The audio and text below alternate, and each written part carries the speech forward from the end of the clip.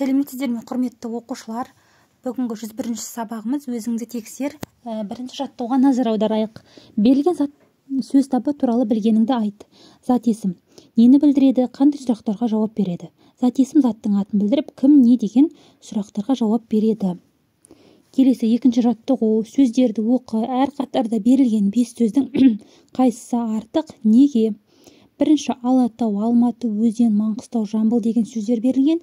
Бұл жерде Өзен деген сөз артық, себебі ол жалпы есім, ал қалғандары жалқы есім болып тұр.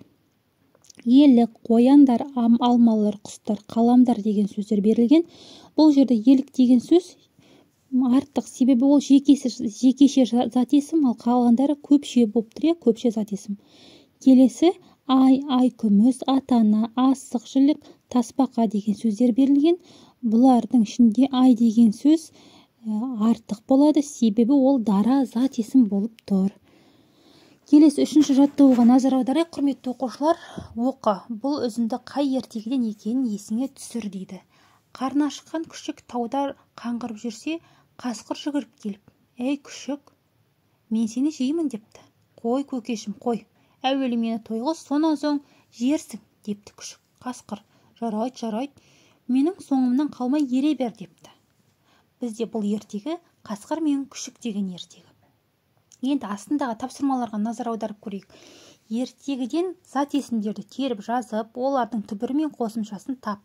Ертегіде қарны, күшік, қасқыр, көкешім, тауда деген зат есімдер берілген.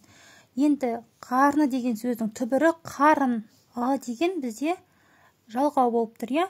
Келесі күшік, бұл түбір сөз, қасқырда түбір сөз.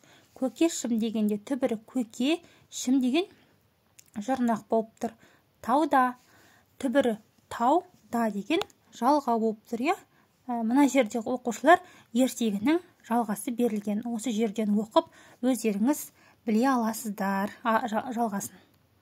Төртінші жаттығу: қай сөздер көп? Жайық, бесік, жиренше, ертегі, тайбұрыл, оқушы, көз, сөз табы деген сөздер берілген. Енді осыларды жазып көрейік. Қайсысы көп екенін білейік.